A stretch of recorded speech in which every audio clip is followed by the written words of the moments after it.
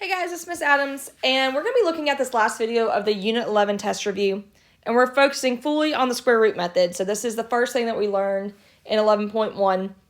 So in order to solve any of these, we need to set our function equal to 0. So I have 0 equals 4x squared minus 81. And guys, this is either going to be in vertex form or going to be in standard form without a b value. So first thing I'm going to do is I'm going to add 81 to both sides.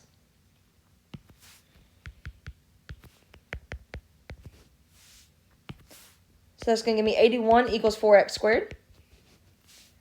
Then I'm going to divide both sides by 4. But guys, 81 is really not divisible by 4, so I'm going to leave it as a fraction like this. So that's going to give me x squared equals 81 over 4. But I need to get rid of my square root. So I'm going to take the square root of both sides, or my squared, so I'm going to take the square root of both sides.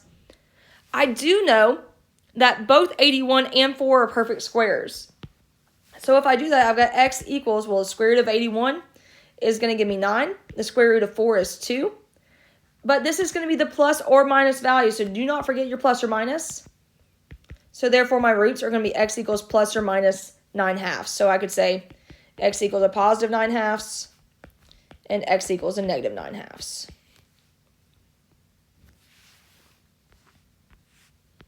For 16, we're doing the same thing. Some of these are already set to equal 0 for you.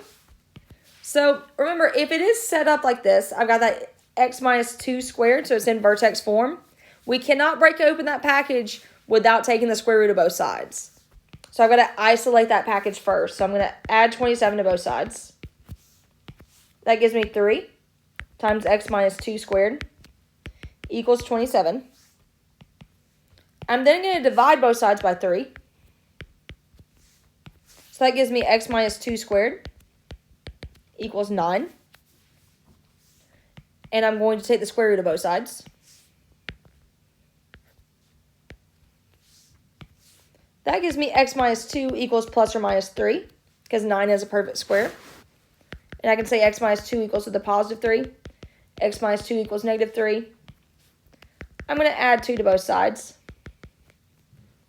And it said to find the zeros, so I've got 3 plus 2 equals 5 as one of my zeros. And negative 3 plus 2 equals a negative 1 as my second zero. For part B, it's already actually kind of done some of the work for us. So I'm going to add 4 to both sides.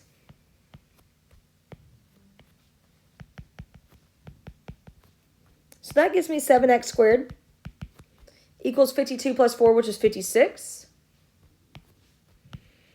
I'm now going to divide by 7 on both sides.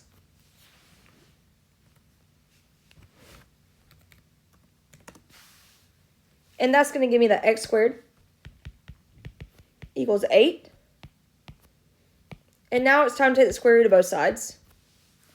8 is not a perfect square. But when I put this into my calculator, I should get that x equals plus or minus 2 times the square root of 2, because I know that 4 times 2 is 8, and the square root of 4 is 2. So you can leave your answers just like that. Or if you really want to write it out, you can say x equals positive 2 square root of 2, and x equals negative 2 square root of 2. And let's look at C. First step for C is I'm going to add 36 to both sides.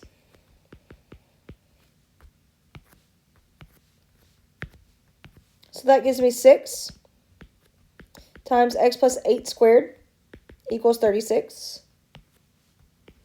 I'm then going to divide both sides by 6. So this gives me x plus 8 squared equals 6. I now can take the square root of both sides.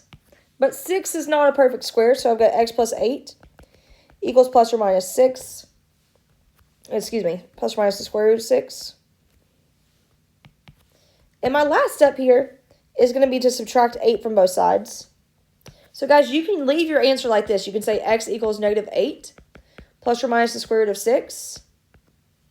Or if you feel more comfortable with it, you can say x equals negative 8 plus the square root of 6. And x equals negative 8 minus the square root of 6. And guys, that's everything that's going to be on the Unit 11 test. Good luck, guys.